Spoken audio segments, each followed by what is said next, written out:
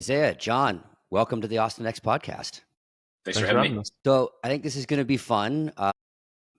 I hadn't really heard about the Gundo, which, by the way, I love that it's not like Silicon Gundo or anything of that nature, but really its own thing. I hate the Silicon Hill, Silicon Alley, Silicon Beach stuff. But yeah, until whatever 2 months ago or whatever it was, I hadn't. If we are gonna put like a metal, can we make it the stainless Gundo? That would be pretty cool. Stainless gun. I like it. Stainless. Yeah, Inconel Gundo. Inconel Gundo, 316 Gundo, something like that. But yeah, it just kind of suddenly showed up everywhere in terms of on Twitter X, on in the media, and so I think it was just kind of good to see understanding what was going on there and how we think about micro hubs as part of broader things and connectivity. So I wanted to start off with how are we defining the Gundo? Is it really just El Segundo or is it something broader? I don't know, Isaiah, you want to take that, or how do you think about it? I mean, we like to opportunistically loop in companies into the Gundo as we want to. Yeah, there's a whole like aerospace and defense hard tech thing that's grown up around LAX. Even up into Santa Monica, Santa Monica has an incredibly rich history in like aerospace and defense, and then I think it like slowly migrated south, and then it even migrated as south as like Long Beach, like Space Beach. But I think El Segundo has retained a lot of a small town Americana feeling while being in this epicenter, and so I think that Gundo is really like the epicenter, but there's a lot of space tech and defense tech all around it as well. And like I said, opportunistically, we'll pull people into the Gundo category as we like them. Yeah, because when I think of SpaceX like needs to be included, even though SpaceX. I mean, it's still like it's 2 miles down the road, and their original building is just down the road, so they totally count. They're Gundo for sure. What about Andrew? Does that count, or is that too far south? spiritually. Yeah, if you're not from SoCal, then yes, Andrew is definitely in Gundo. if you're here, that's a little bit of a stretch. Yeah, there's a bunch of transpositions. It's like just not Silicon Valley. Is it Southern California? Is it literally El Segundo? Kind of doesn't matter. Yeah, it's just like whatever's fun. Is it all kind of connects together? And then, given the history of kind of space and defense, there, I mean, when we think about it from a vertical and sectors perspective, is it really just space and defense? I know you're in energy. Is it like, how are we thinking about what verticals kind of consist in it, or is it just stuff that's hard to do? Yeah, it's not just stuff that's hard to do. There's a lot of software that's hard to do, and we do have some people working on software here. But I think the vibe and like what attracts people to starting companies here and working here is doing really, really hard things with atoms and tapping into. I think one of the things that's really powerful about like the Silicon Valley mindset is it's just an attitude of like, yes, you can do that incredibly hard thing in software, and you run into people all the time who are doing something incredibly hard in software.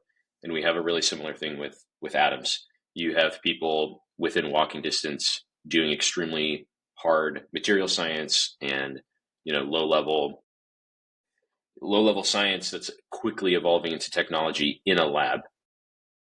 And there's just this like, it's in the water that you can do those things, and you have to do those things. How do you think about it as the convergence between those things? I mean, I think we've seen a lot of the last 2 decades really being the software revolution, as we're moving into software and AI coming into the physical world, hardware is becoming interesting again, and a lot of times that seemingly having to take place outside of Silicon Valley. Yeah, I mean, software stays interesting. Like software is a highly leveraged way to manipulate reality, but it certainly got untethered a little bit from being able to do that on a material level, and that's incredibly important. It didn't stop being important; it just stopped being maybe popular to do, and it stopped being something that the brightest young people wanted to immediately jump in with both feet. I think we got a little bit of a insecurity about it. We developed this thought that like, oh, hardware is too hard. It takes too long. You actually can't build things very quickly. And the thing that's just really addictive about software, I think, is that you can just download the IDE and you could start building, and you can have something built by the end of the day, right? And that's also true about hardware, by the way. Like if you have the right tool sets, you can build something incredible by the end of the day, and you can hold it in your hands, you can see it. But it does take a little bit to get over that like barrier. There's just a little bit more cost to get to that level where you have that tool set.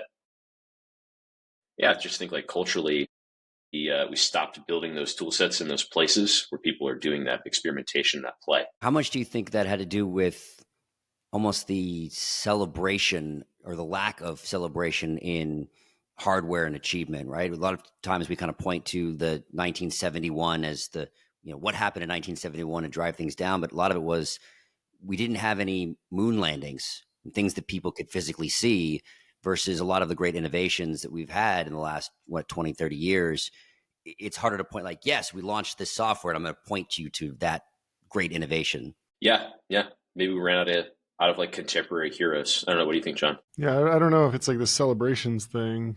I mean, everyone has a different answer for the 1971 question. It's tricky. Like, yeah, I mean, I tend to think it's just like, since bits move faster than atoms, like you really do compound wealth faster there. Like, just look at, at Founders Fund, like, two of the core investments have been SpaceX and Facebook, and SpaceX is an incredible company, but Facebook like just was able to grow faster because it wasn't in a hardware environment. Mm-hmm.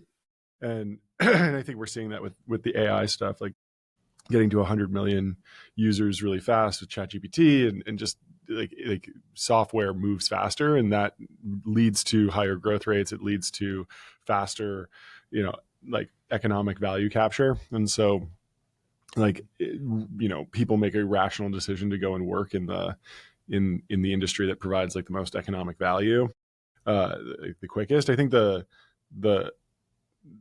of the backlash is driven by the fact that a lot of these, like a lot of like the later stage software companies in the last like kind of bull market bubble were pretty zero sum and pretty cynical. And you could kind of tell that the founders were designing something that wasn't even really a tech company, wasn't really solving any fundamental technical problem, was just kind of like trying to shave off a small percentage of a market cap from some big legacy player and then flip the company to them and take out a bunch of secondary on the way, wind up partying a bunch. And it was just like, this is not anything to be, it's like good for them. They made a bunch of money, but like, it's not anything to be like, it's not leaving a dent in the universe. It's not in the Steve Jobs philosophy. It's not in Elon's philosophy. Like, it's not addressing any real problem. It's truly just like someone making a living, and, that's fine. I don't really see any major problem with it, but it's just like, it's just not cool. It's just boring. It's not inspiring. It's not something you want to like give your life to. Like, yeah, exactly. Somebody going out and making a couple $100 million on secondaries is awesome. Like, great. Yeah, you can throw some sick parties, but like as an IC who wants to work on something insane, like that's just not that inspiring to go and see that happen. Versus, yeah, you're right. Like SpaceX has a lower market cap than Facebook, but if you look at the people who came out of the SpaceX journey, like those people are on fire. Like they're on fire, and they've been inspired to go change the world. And I see a little bit less of that coming out of, admittedly, like higher market cap software companies. I think a lot about, I have, small kids. And so I think a lot about kind of the inspiration moments and how it is that they think about it. So like, the Starship recent launch, and had them watch that. And my oldest is 10, and he's just been watching the Neuralink recent demonstration. And then, the stuff going out on Figure and Aptronic and Optimus. And it's so much easier, I think, for kids to just be absorbing those types of imagery. Then again, back to and I think some of the zero sum comes from a lot of, especially like the social networks, and like we're all network effects, right? So you can't really have lots of different winners when you're driven by network effects. That's not what I'm referring to. I would imagine that, like, yes, there was like massive disruption and there was a huge power law phenomenon with the social networks, but I actually don't think those are zero sum games, in the sense that, like yes, it might be like a little bit a little more boring. Like, clearly, like the amount of economic value created by Facebook on the internet was like very positive sum, and like more people are creating, and like the aggregate value of like the creator economy, the aggregate value of like Sure. all of the content that's posted is definitely growing and positive. The negative sum or zero sum mindset is more like, I mean, it's harder to go after a company like Facebook because they have that's actually a place where I wouldn't expect to really see that type of activity. It's more like there's some sort of legacy, Fortune 500 company that's operating off of like, 30 to 40-year-old software, and you're just like, shaving off a small percentage of their market and then selling back to them, essentially, but you don't Right. really have any goal of like, I don't need to actually disrupt them. They're not really doing anything wrong. It doesn't really matter. I'm just going to, like, effectively serve as like a tax on this big company, and that's kind of like the plan from day one. And that's just kind of boring. For a long time, it's a very effective way to make money. It probably still is an effective way to make money, but it's just not really like changing anything structurally. It's a little bit of like a labor arbitrage. It's like I Yeah. can pull the engineers into the room because I have the sexy branding, and we just did the round, and it's early and it's fast, and then it And they'll also eventually make more just money. Like, they really, right. like, economically, like this kind of hustle, this like Yeah. this bezel really does work. Yeah. It's almost like come get some equity in the product team that's eventually going to be subsumed, and then you're going to have more equity than the ICs who just started at the big corp. Yeah. Yeah, exactly. Yeah, well, it's my background's all in bio, and just seeing from the highly regulated environment, there's so much Stone Age software that the new stuff is, I think, follows, John, this path that you just said, but versus creating truly disruptive, even just ways of doing it, even talking within software, because it needs to be drastically changed. But instead, because of the way adoption works, because of the way regulatory works, it's like, oh yeah, we're going to make this new amazing software that does this, but by the way, we're still using fax machines in health. Like, okay, that's not really being able to drive the type of innovation that we all, I think, want to see happening, regardless of whether it's in atoms or bits. So how would you kind of going back to the Gundo itself, and then I want to dive a little bit into the history of it, but again, being far away, just seeing the pictures of the bus and everything on the hackathon, how would you describe the culture and community that were going into it? Yeah, I think the culture is, I mean, it has to be extremely ambitious. That's kind of table stakes for tech, is like extremely ambitious, but it's particularly ambitious in the reality of atoms, the understanding that we actually can create genuine technological inflections in a realm that makes the real world extremely different, and it actually creates physical products. Not that software is not in reality, but it's this is actually the benefit of software, I think, is that the reality has really tight constraints on it, and so you can create inflections in a much more constrained environment, which it's, I agree, like easier to inflect and make money. But the scope of the change of reality, I think, is much larger when you have the confidence to do something with atoms. Like, you can go to Mars. No matter how good your software company gets, it's probably not going to take humanity to Mars unless it's then taking that money and resources and funneling it to something that is. So I think the culture is, it's hardcore. It's really hardcore, and we are. I know there's a lot of people like thinking about moving to Gundo right now and seeing kind of the hype. I would actually put out a tiny bit of caution, which is like, El Segundo has had deep tech operating it for a long time, and don't sort of get all caught up in the moment that's happening. Recognize, like, there is a lot of embedded talent that we're trying to tap into, and it's a very, very intentional. It's a dichotomy between like really really slow, intentional competence, and then also deep ambition. And it does not mesh well with things that are too flashy or hypey. Like there's a pretty strong anti-ZERP phenomenon vibe going on here. Like we like to dunk on anything that's ZERPy or that has a short shelf life. If you're not working on something that's going to take decades and billions of dollars, then go play somewhere else. I love that.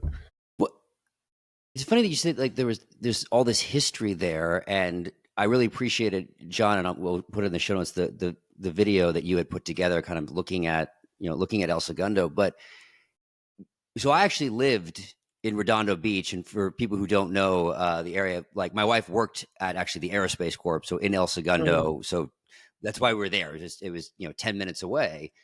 And at least when I was there from like 2011 to 2013, I never would have thought of it as like a startup hub. It was all Northrop and aerospace, and it was all these very large, old companies.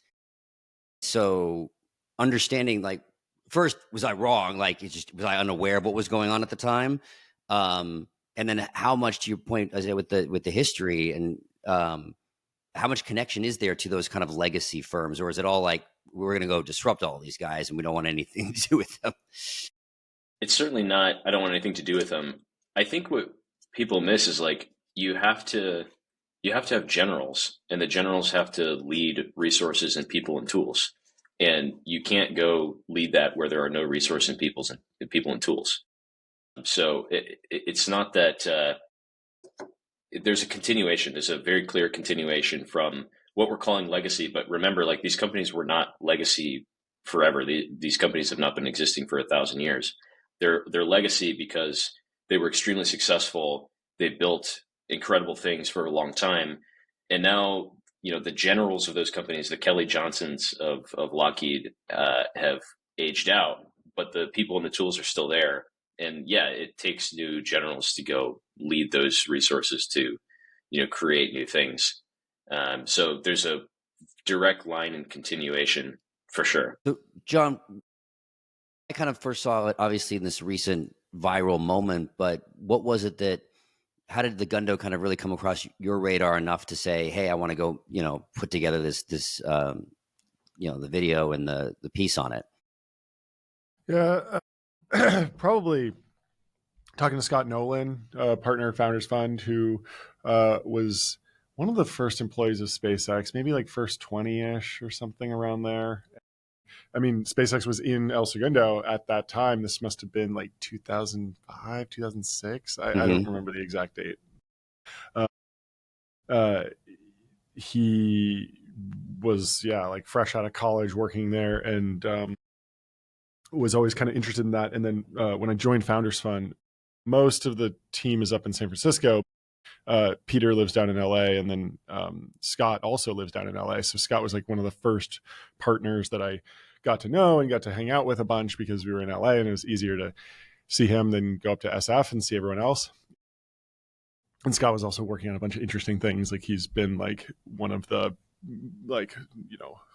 focused on what he calls multiple chapter companies. Essentially, this idea that some companies, there's like it, the business model is what it is from as soon as you get product market fit, as soon as you get Series A. Whereas SpaceX would probably be like the best example of a multiple chapter company that's where there's this idea of like residual capability. They build the rockets, they lower mass to orbit cost, and then they are able to launch something like Starlink. So they have like a completely different business. And now there's this question about like, is SpaceX an internet company, or are they a space company? Where are they going to make their money? And so Scott was always focused on really interesting stuff there, and he lived down in the area. And so that's kind of how I learned about it. And then I think Augustus met Mike Solana through Pirate Wires. I think he was just reading Mike's newsletter and reached out to him, and we had a offsite thing, and we invited Augustus, and so got to know him a little bit.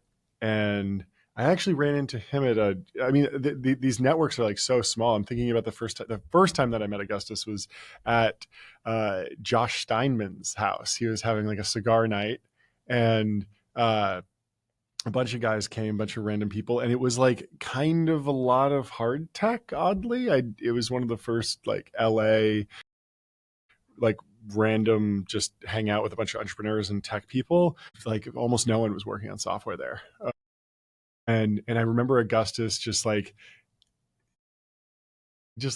popped into some conversation. I think we were talking about like China broadly. And he was like, "Oh yeah, well, like, have you seen what they're doing to the Gobi Desert?" And I was like, "Oh no, what are they doing in the Gobi Desert?" He's like, "Yeah, they're completely like, terraforming it. They're making it rain out there. They have like one of the largest like, cloud seeding operations in the world." And I was just like super interested. So talked to him a bunch. And then we went out to the Salton Sea and went and looked at all the like dried up lakes out there. It was a lot of fun. And then just kind of like, yeah, just more like getting to know the guys. Yeah, and it's funny how they're all, as you said, the small communities. Augustus just was announced as a Thiel Fellowship. Yeah.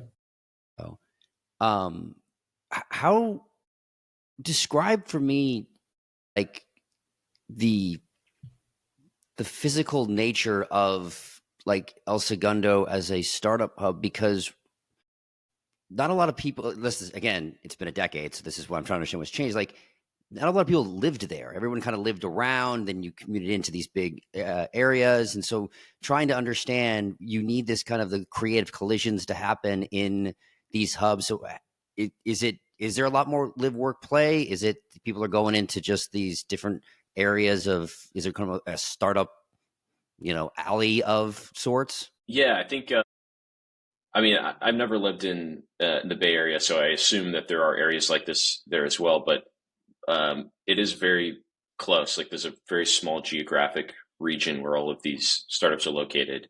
And that's actually really, really important. Like we can walk to each other's factories it's, literally two, 3 blocks is walking distance to a bunch of different companies working on very ambitious things.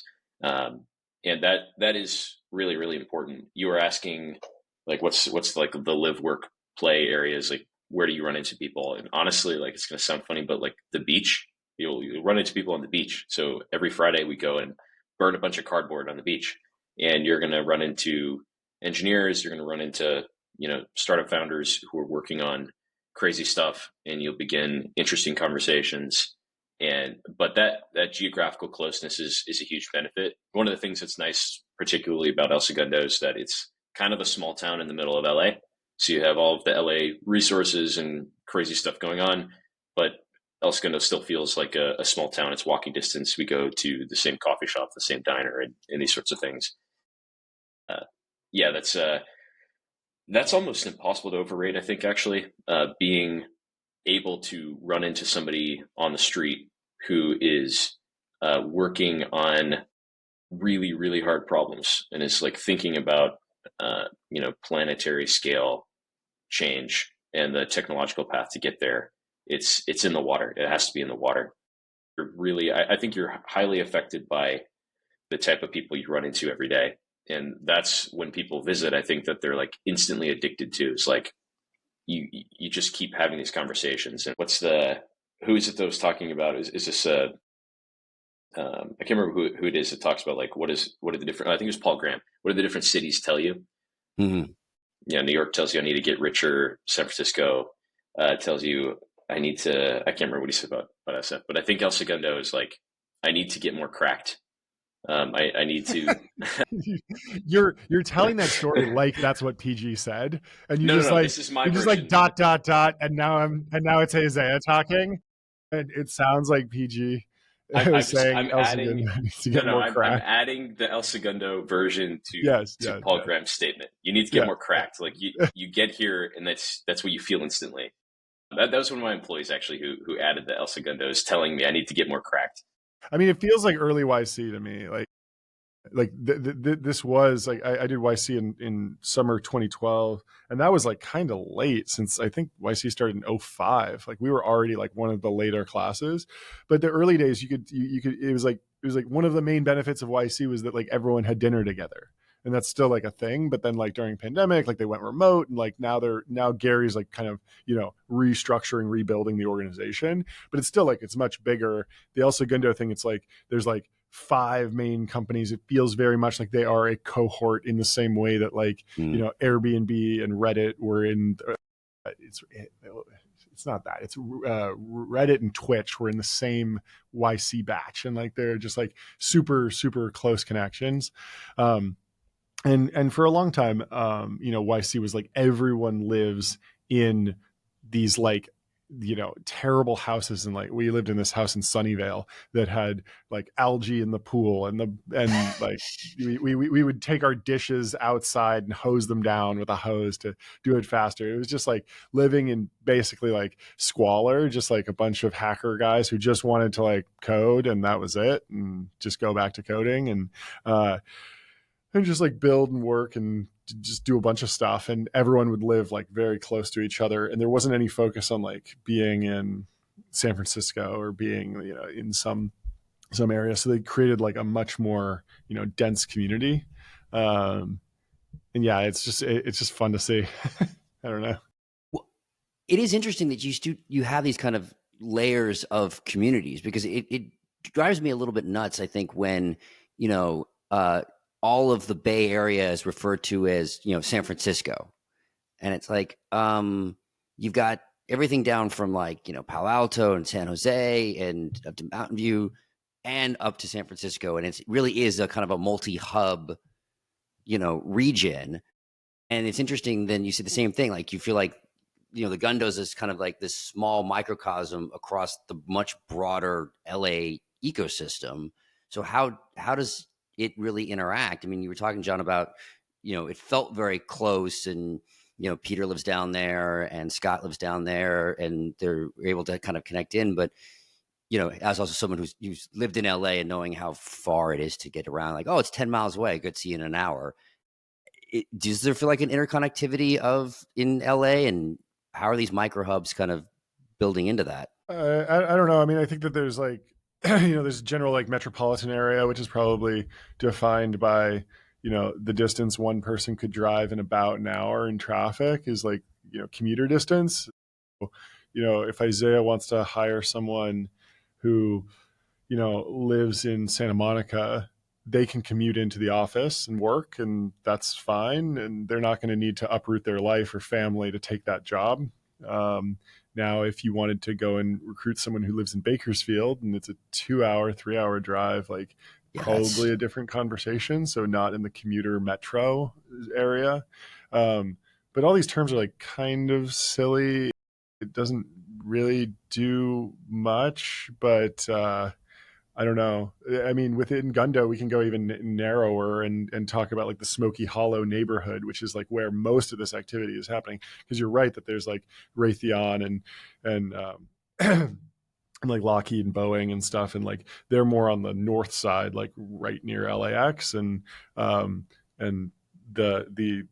stuff that you're seeing on Twitter and X with like Augustus is very much like on the south side of El Segundo, and a little bit further inland. I guess it's kind of like in the middle south, right? Well, yes, Smoky Hollow is right up against the refinery. So yeah, all of us can look outside the window and see the El Segundo refinery right there. Yeah. Probably why it's called Smoky Hollow. I've actually not gotten a great answer to that. It's probably smoky, yeah. Yeah, smoky from the refinery. But yeah, that's the high density of these little shops, actually, that I think a lot of them were created during the space shuttle program, where you had a lot of smaller shops building components for the space shuttle. And then for a while, those kind of became like creative spaces, and now we're turning them back into, you know, places where startups can get their first feet and start to put down labs and fabrication and that kind of stuff, and then probably move into larger facilities.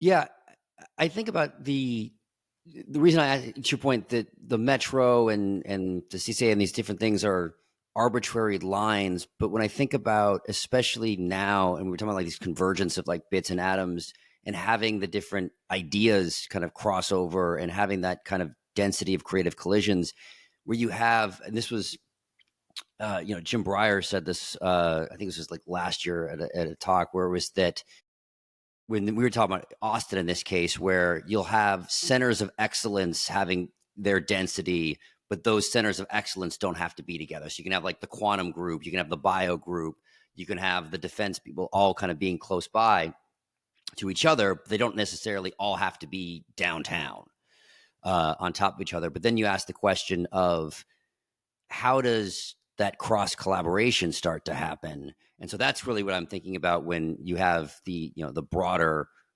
LA ecosystem or the broader Silicon Valley or any of these things, and how do these kind of little micro centers of excellence play into it at the next level? Yeah, like I think we get to draw on those resources. We get to draw on the fact that there's a lot of places to live within, you know, half an hour driving distance of here. That's like not the question. Like, in my opinion, I completely disagree with the premise of this question. Like, I don't think like there's like that much like centers of excellence. Like, I don't think that's how people think about how companies are built or how innovation happens. Like, I agree with Isaiah's answer that like, yeah, the best part about LA is that there's like some good places to live, but I don't think there's any sort of like, oh, well, like, yes, there's like this part of Los Angeles greater area that like is specializing in this or that or something like that. Like, I think a lot of this stuff is like very organic. And then the question of like, how does the cross-pollination happen? Like, it's like people texting each other. It's just like human communication. Like, there's no like structure to it. It's very, it feels like not a very valuable thing to try and like quantify or like understand the structure of, in my opinion. 100% on the organic side. I think if you try to do something like this top down, you're going to fail miserably, right? From that perspective. Yeah, I agree. I think it'd be a mistake to like, well, first of all, I think it would be a mistake to try to make something like El Segundo happen. It's much more a thing that you, as an entrepreneur, choose selfishly because it is happening, and then you can try to understand the reasons why. I also think it'd be a mistake to try to copy paste it anywhere. If you are, you know, trying to build a multi-generational company that's going to get extremely large, you want the best possible resources in your court. And El Segundo is, you know, probably the place for that. If you are building something extremely hard with material science and with atoms and manufacturing and these things, because of the culture and the resources that are around you. But yeah, being too prescriptive about trying to make it happen here or anywhere else, I think would be a bit of a mistake, especially if you're an entrepreneur. Like, you just have to surround yourself with the best you possibly can. And that was my conclusion on El Segundo. Yeah, no, I think if you try to make it happen, especially because usually the people trying to make it happen are not the builders and funders. So that's where things start to go off. And I do want to think I 1,000% also agree of trying to make, you know, trying to copy and paste anything, like trying to copy paste the Gundo or trying to be like Silicon XYZ. It's really about understanding the first principles that drive your particular ecosystem and leaning into that, and then attracting the right founders and the funders that really will then drive it to the next level. But I do want to understand, are there lessons that can be learned about that can be taken to other ecosystems from what happened in the Gundo, what's going on? I almost want to start with just, again, how it came across, you know, my radar and all like all the memeable and viral kind of moments. Why do you think that the Gundo was so primed to blow up in the way that it did, at least from a just noise perspective?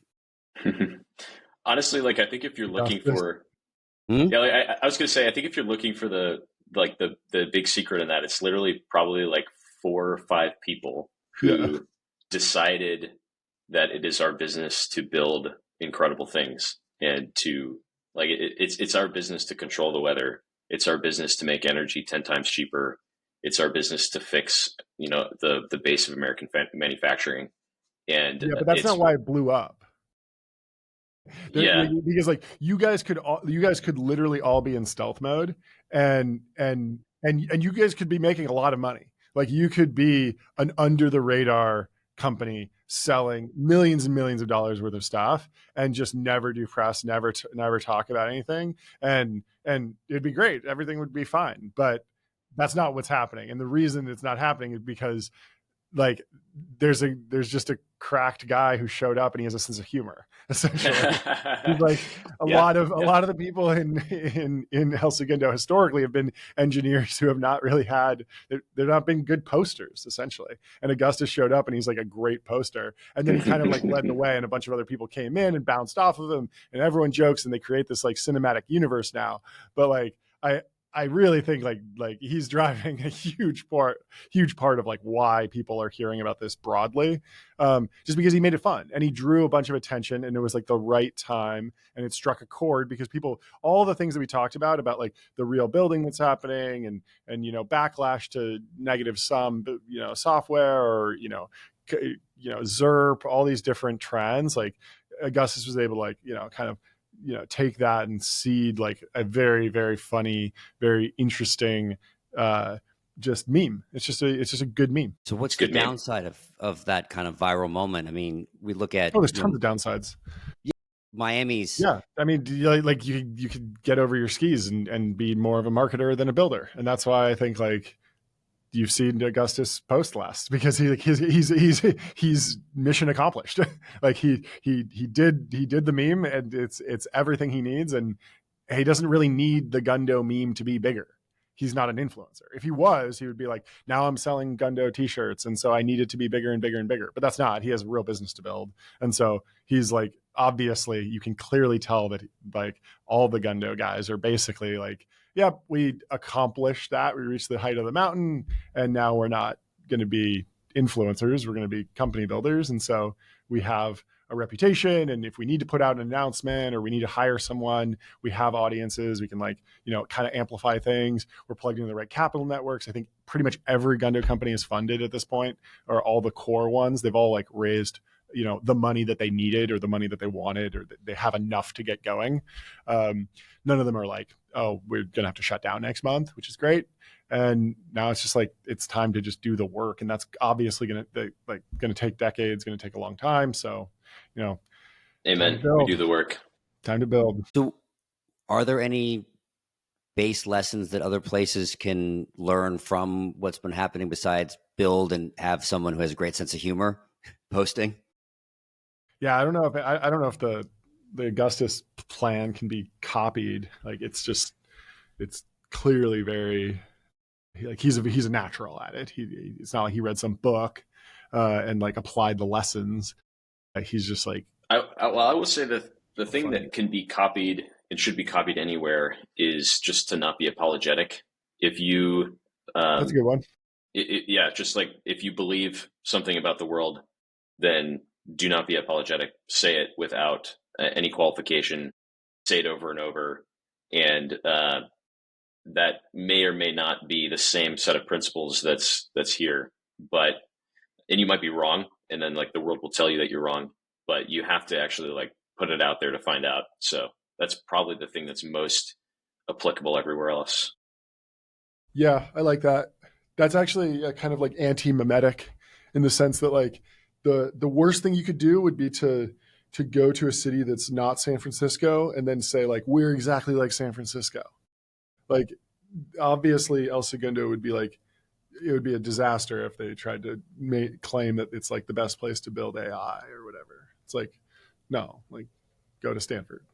We know what like the Bay does well, and that's fine. Yeah, like I like that answer a lot, Isaiah. That's good. Yeah, understanding the first principles of the ecosystem, lining up the founders lining up with that. So if you want to, as you said, you want to build AI, go to the Bay. If you want to build, no, I mean it's not like that strict about like, oh, you have to do something here or there. It's more just like don't try and clone something else. Just like find your own no path. I'm not, and again I'm not saying it's strict as much as that the momentum effect is going to be stronger if you're in an area that has that as its kind of core principles. So if I want to build like the next cell therapy company, I should probably be in Boston, right? And then if you think about the ecosystems and just knowing what they're good at versus trying to copy. And that was, I spent 15 years in San Diego, and I think that was one of the biggest issues. Was it was always trying to, especially on the bio side, trying to be exactly like the Bay. We're going to create the next Genentech. We're going to create the next Amgen, and focused in that direction. And then all of a sudden you had Illumina, Dexcom, Resmed, these great companies that kind of appeared that no one was actually no one locally was investing in, because everyone was very focused on, we want to be just like the Bay, instead of understanding what they're great at. That happens a lot. Yes. Yeah. There's a big fund in LA that went like, they were like, oh yeah, we're going to invest in all the best Los Angeles companies. And they missed Snapchat, Service Titan, Anduril, SpaceX. Like they just somehow missed all of like the core LA companies. And it was because like their thesis was like, we want to invest in companies. The stated thesis or the stated preference was, we want to invest in the best Los Angeles based companies. But then the revealed preference was that they wanted to invest in the companies that were like loud about being in Los Angeles. And that was a very different thing. SpaceX wasn't like, SpaceX still to this day is not like, we're a Gundo company, we're an El Segundo company, we're an LA company, we're a Californian company. It's like, it's just like, it's its own thing. It goes where they need to be. Even in that Don Lemon interview, like he starts off, the first question's like, oh, we're here in Texas, like you're moving Tesla here, and Elon's just like, no, like we're just expanding everywhere. Like this is a huge facility. It's 3 times bigger than the Pentagon. We built it in 18 months or whatever. But like this is, we're just like, we're just massive. Like you can't even comprehend the scale. It was like kind of a badass answer. Yeah, and the Gigafactory, it's like 20 minutes from my house. It's unbelievable. Just like don't try to ape things too much. I think that's where VCs go wrong a lot. They try to ape things, or like try to figure out what's being aped. It's just that's like just that's like the more cracked reinterpretation of Gerard. Gerard, don't ape things. Basically. Well, this has been a lot of fun, and I appreciate you guys coming on. So I always want to end with the same question: is what's next? What's next for what in particular? What's next for the Gundo? For you guys, is open ended as we want to think about it. I mean, I think what's next for the Gundo is we have each company here has a lot of unbelievably ambitious things to pull off, and we have to work extremely hard on it. I think, like I will say, there's a spotlight. There's a lot of people thinking about El Segundo as the spot, and I think probably what's next for the people who are here is making sure that people don't get overheated with it and don't try to import a lot of companies that are like looking for funding for a thing that's flashy and try to pull in some quick VC money because it's a hot thing. Like I said, if you're thinking about moving to the Gundo and you're not working on something that is going to take decades and billions of dollars, like probably build it somewhere else. But yeah, we have a lot of work to do. I wonder if Gundo or the Gundo is like an institution or just a meme in a moment in time, because it is just a few square miles, and like, if you're actually going to manufacture, dozens of nuclear reactors, thousands of nuclear reactors, like there's just you're going to have a gigafactory. It's not going to be in Gundo. Yes. And that's okay. And so there's a question about like, clearly, I don't know, it's hard for something that's 5 square miles or whatever to, become this like institution. And so it's a almost vibe. It's a vibe. It's almost just like a cool moment in time. It's like a cool, like it's like a relic from like 20. We're gonna look back at like 2023, 2024 is like this time when a bunch of young American builder engineers got together. the way I see it is like the markets were in absolute turmoil. Like startups were like in chaos. Everyone had their like ZERPy startups that were getting destroyed, trading at like 140x revenue multiple. And there was this big moment of uncertainty about like where the market goes. There's like this last gasp of like people pivoting to AI and trying to, find the next thing there. And in the midst of all that, there's like this small group of like 5 or so guys that are just like, we're going to go a very different direction. We're going to go off and do this thing. And it was like so countercultural that everyone just fell in love with it. Everyone just loves it online. They're just like, this is awesome. Everyone's rooting for this. This is good and pure and awesome. And then, but I don't know that it's going to be this like thing that keeps going, because I hope that the companies are successful. And if the companies are successful, like they're going to have to expand and grow and leave and go to Hawthorne and go to other areas. I'm sure some will still have some operations in El Segundo, the city, but like, I think that idea of like Gundo, like, well, what I hope is that there's a place where talent, yeah, what I hope is there's still a place where talent can always go where incredibly hard things are being worked on.